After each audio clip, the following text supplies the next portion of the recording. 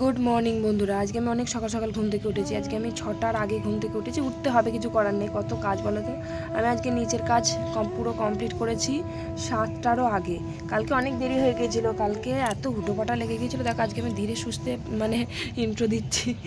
এত দেরি হয়ে গেছিলো, কালকে একটু লেট হয়ে গেছিলো। 6টার পরে উঠেছিলাম। তার কত কাজ বলো তো, নিচের ঘর ঝাড় দেওয়া, উঠোন ঝাড় দেওয়া, তারপরে অনেক কাজ, বাসন টাসন নিচের ছিল কয়েকটা ধুয়ে, তারপরে উপরে অনেকগুলো বাসন ছিল সেগুলো ধুয়ে ঘর দোর ঝাড় দিয়ে মুছে একবারে কমপ্লিট করে আমি ছাদে এলাম। এই যে ধানগুলো চাপা দেওয়া আছে, কালকে আমার বরই চাপা দিয়ে গেছিলো।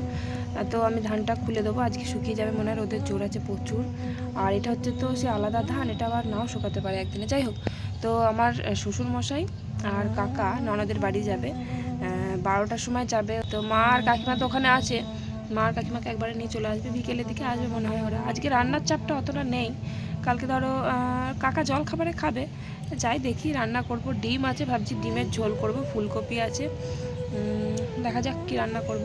আমার পায়ে কেটে কুটে গেলে না, হাতে হোক পায়ে হোক তাড়াতাড়ি শুকিয়ে যায়। এই পাটা ভালো হচ্ছে না কেন কে জানে, কি ব্যথা। পরশুদিন কেটেছে, তো পরশুদিনকে তো কিছুই বুঝতে পারিনি, রাত্রেবেলা একটু ব্যথা লাগছিল। কালকে খুব কষ্ট হচ্ছিল, কালকে উটোপাটা করে কাজ করেছি তাড়াহুড়ো করে। কালকে পায়ে জল টল ঠেকেছে, দিয়ে পাটা ব্যথা হয়েছে। আজকে আবার দেখছি একদম দপ করছে, ভীষণ ব্যথা। ধান মাইলতে খুব কষ্ট হচ্ছে, ধান তো সে পায়ে করে নাড়তে হয় না, খুবই অসুবিধা হচ্ছে। তোমাদের বিশ্বাস হবে কি জানি না, তবে একটা কথা বলি, তোমাদের একটা গল্পই বলি। ছোটোবেলায় আমার মা বলেছিল যে ছোটোবেলায় আমি নাকি যখন হামা দিতে শিখেছি, তখন নাকি আমি ওই ঠাম্মাদের পাশের বাড়ির ঠাম্মাদের উনুন জ্বলছিল, ভাত হচ্ছিল, দিয়ে ওই উনুনের ভেতরে নাকি, জ্বলন্ত উনুনের ভেতরে আমি নাকি পা আর হাত দুটোই ঢুকিয়ে দিয়েছিলাম, দুটো পা আর দুটো হাতে নাকি, জানি না উনুনের ভেতরে আমি কি খুঁজতে গেছিলাম। তো বলে হাত পা পুরো আমার ঝলসে গেছিলো, একদম মাংস ঝুলে গেছিলো। তো সেই পোড়ার দাগ কিন্তু আমার হাতে পায়ে কোথাও নেই। এমনিতেও আমার এদিক ওদিক পুড়ে গেলে দেখি তাড়াতাড়ি দাগ মিলিয়ে যায়, আমার কিন্তু তাড়াতাড়ি ব্যথা শুকিয়ে যায়। তো আমার মাও বলেছিল, আমার ঠাম্মাও বলেছিল ছোটোবেলায় উনুনে এরকম হাত পা পুড়ে গেছিলো। আমার বাবা তো সে দেখে, ছোটোবেলায় খুব ভালোবাসতো তো বাবা, দেখেছি খুব কান্না, আমার এরকম হাত পা মাংস ঝুলে গেছিলো, তখন কচি ছিল একদম আর কি, হামা দিচ্ছি, বুঝতেই পারছো কত ছোট ছিলাম আমার। তো সেই বলে আগেকার নাকি বার্নার মলম পাওয়া যেত, এখনও পাওয়া যায় মনে হয়, ওই মলম দিয়ে নাকি আমার ভালো হয়েছিল ওই পোড়ার দাগ।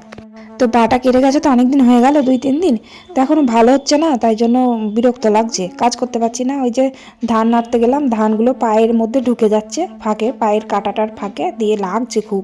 যে ধান তো নাড়তে পারলাম না, আমি তাড়াতাড়ি করে নিচে চলে গেলাম ধানটা খুলে দিয়ে। আর ধানের ওই তিরপলের মধ্যে প্রচুর জল ছিল, আরও রোদে শুকোবে বলে আমি আর ধানটা নাড়লামও না, আর এমনিতেও পায়ে খুব লাগছিল।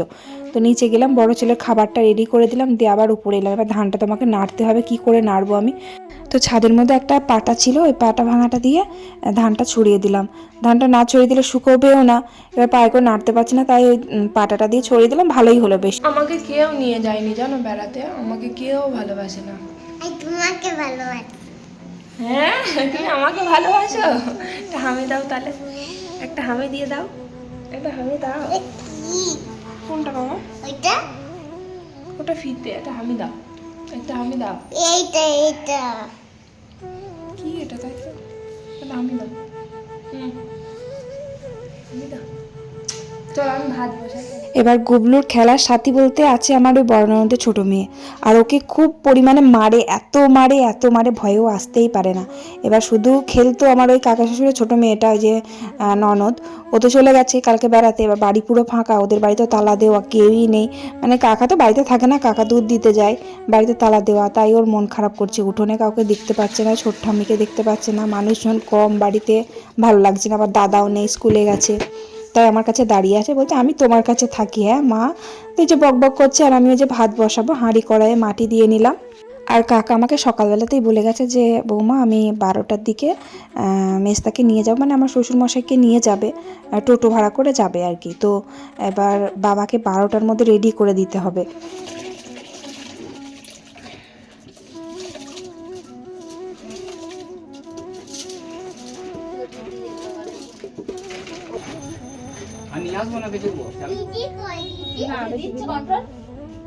উনুন তো আছে, গম গম করছে একদম। আমি কি বলতো, ভাত যখন বসাই না তখন 2-4টে কাঠ ভরে দিই, আগুন হয়ে যায় যখন তখন আর জাল দিই না, দিয়ে চাপা দিয়ে দিই, টিপ করে কিন্তু ভাত হয়ে যায়, আর কিন্তু জাল লাগে না। আর উনুন দুটো এত সুন্দর হয়েছে যে আমার বেশি জ্বালানি কিন্তু লাগে না, তাড়াতাড়ি রান্নাও হয়ে যায় আর জ্বালানিটা কম লাগে। আগে যেমন উনুনের ভেতরটা এত বড় ছিল যে কাঠ যতই দিই ততই খায়, মানে রান্না আর শেষ হয় না, এদিকে জ্বালানি প্রচুর পরিমাণে খেত। তো এখন যাই হোক, সেই জ্বালানিটা অতটা লাগে না। তো এদিকে ভাত হয়ে গেছে, ভাত তো আমার খুবই কম জাল খায়, আধা ঘন্টাও লাগে না ভাত হতে। ভাত হয়ে গেছে, নামিয়ে দিলাম। আমি আবার দুটো উনুনই ধরিয়েছিলাম তাড়াতাড়ি রান্না করব বলে। তো ভাত হয়ে গেছে, আবার এখনো জোগাড় জানতে আমি রেডি করতে পারিনি। আর ওই যে বললাম না যে ডিম রান্না করব, তো এবার ডিম কিন্তু সেদ্ধ করে আমরা রান্না করি না, আমার একদমই ভালো লাগে না ওই ডিম সেদ্ধ করে ঝোল করতে, আর বাড়িতে কেউ ভালোবাসে না ওরকম করে। তো তার জন্য আমরা ডিমের বড়া করে তরকারি করি। এক টুকরো ফুলকপি ছিল, ফুলকপির বড়া করলাম। কালকে কাকার খুব ভালো লেগেছিল ফুলকপির বড়া করে তরকারিটা। আর কালকে যে তরকারিটা দিয়েছিল মাছ আলু কচু দিয়ে, ওই তরকারিটাও কাকার ভীষণ ভালো লেগেছে। কাকা বলছিল খুব সুন্দর হয়েছে রান্নাটা। বাবা তো দুপুরবেলা খাবে না, আমি তাই জন্য একটু তাড়াতাড়ি করছি যাতে তরকারিটা আমি বাবাকে জলখাবারেই দিতে পারি। কারণ বাবা ডিমের বড়া করে তরকারি খুব ভালোবাসে। আমি যখন ডিমের বড়া ভাজছিলাম, আমি কিন্তু এমনিতেও সবার জন্যই ভাজছি, মানে বাবাকে তাড়াতাড়ি আর কি দেবো বলে। জলখাবারে ভাত তো 10টার মধ্যে খায় বাবা, আমি তার আগেই রান্নাটা করার চেষ্টা করছি তরকারিটা। তো বাবা বলছে ডিমের বড়া করে তরকারি করা ভালো লাগে, তো ভালোই হলো। আমি তো ভাবলাম হয়তো বাবা জলখাবারে তরকারি দিয়ে ভাত খাবে না। তো বাবার আমি ভাত রেডি করে দিয়েছি, তরকারিও হয়ে গেছে। তরকারির ঝোল দিয়ে আজকে মেয়েকে ভাত খাওয়ালাম। বাবা তো রোজ খিচুড়ির ঝোল দিয়ে ভাত খায়, আজকে বাবাকে তরকারির ঝোল দিলাম, ডিমের বড়া, ডাল সিদ্ধ, শিম সিদ্ধ, তারপরে কুমড়ো সিদ্ধ। কুমড়োটা এত সুন্দর খেতে না, মানে কিছু কিছু কাঁচা কুমড়ো আছে ভাতে দিয়ে খেলে ঝাল ঝাল করে মাখলে কি দারুণ লাগে, ঠিক সেই রকম ভালো কুমড়োটা দিয়েছে আমার বড় ননদ। আর ডাল সিদ্ধর সাথে, বাবা তো আলু খায় না, ডাল সিদ্ধর সাথে ওই শিম ভাতে দিই, দিয়ে বেগুন ভাতে দিয়ে মেখে বেশ ঝাল ঝাল করে বাবাকে দিই, ওইটা দিয়ে বাবা ভাত খায় প্রত্যেক দিন। আর ওই তরকারি দিলাম, একটু ডিম দিলাম। আর কাকা কিন্তু এখনও ভাত খায়নি, কাকা গেছে দুধ দিতে। কাকা একবারে সমস্ত দুধ দিয়ে এসে তারপরে ভাত খাবে, খেয়ে চান করে আমার ননদের বাড়িতে যাবে।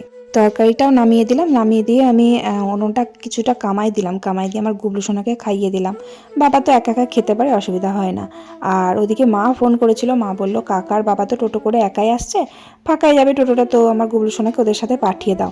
আর গুবলু ঘুরতে ভালোবাসে, আর মা কাকিমা ওদিকে আছে, তাই মা বলল যে পাঠিয়ে দাও, কাঁদবে না, অসুবিধা নেই। আমার ননদ আছে না, ননদের কাছে তো ভাত খায়, এখানে যখন আসে তখন তো খাইয়ে দিলে খায়, তো এবার অসুবিধা হবে না, ওকে পাঠিয়ে দাও। তো তাই ভাবলাম তাহলে পাঠিয়েই দিই, একটু আনন্দ পাবে পিসির বাড়িতে গিয়ে। তো ওকে খাইয়ে দাইয়ে দিয়েছি, এখন কাকা আসেনি, কাকা যখন আসবে তখন ওকে রেডি করে দেবো। বাবাকে আবার চান করাতে হবে, জামা প্যান্ট পরাতে হবে, আবার এখন ঠান্ডা ঠান্ডা পড়েছে, সোয়েটার টুপি মোজা সব কিছু বার করে দিতে হবে। সবটাই তো মা বার করে দেয়, কোথায় কী আছে আমি নিজেও জানি না। তো মাকে ফোন করব, ফোন করে জিজ্ঞেস করব যে কোথায় আছে সব কিছু।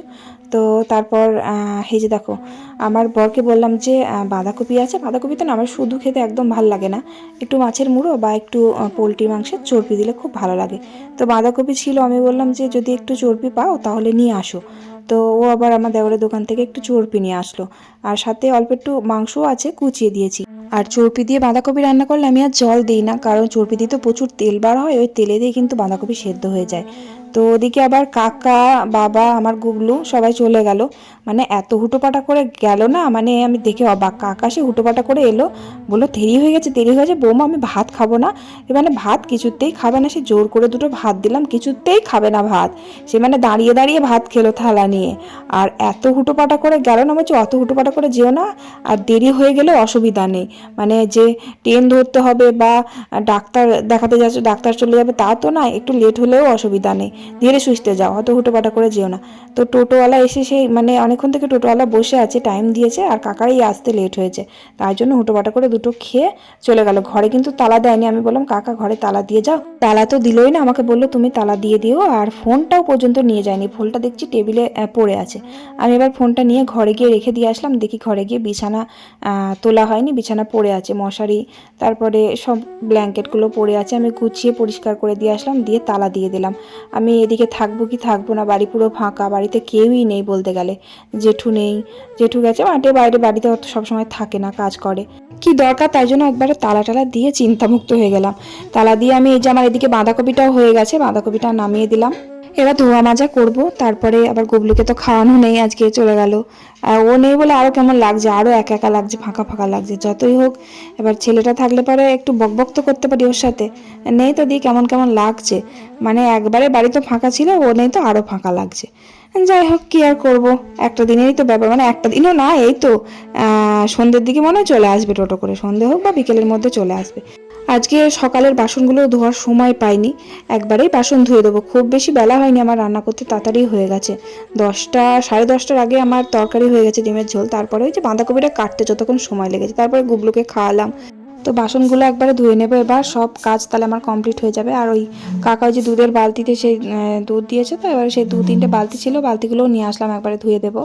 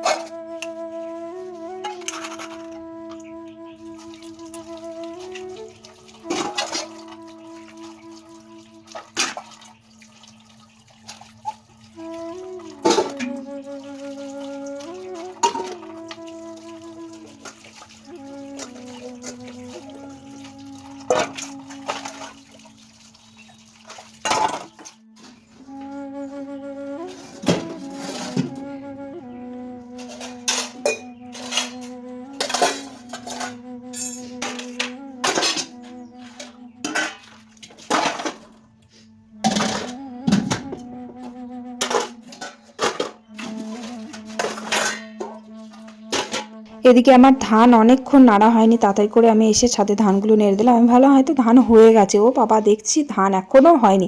মানে আজকে রোদটা খাবে, আবার কালকে একটু রোদ খাবে, তারপর শুকোবে ধান। এই সরু চালটা না এরকম, মানে খুব ভালো রোদ খায়, খুব ভালো না শুকালে আবার হয় না। আর এই যে মোটা চালটা ছিল ওটা আবার বেশি রোদ খায় না। তো এত রোদের জোর দিয়েছে আজকে, আমি ভালো শুকিয়ে যাবে, তুলে দেবো, বাবা আবার কালকে দিতে হবে। কি আর করা যাবে, ধানটা ভালো করে নেড়ে দিচ্ছি। আর যদি ভালো করে নাড়া হতো না, আমার মনে হয় আজকেই শুকিয়ে যেত। খুব রোদে জোর দিচ্ছে, কালকেও ছিল আজকেও তাই।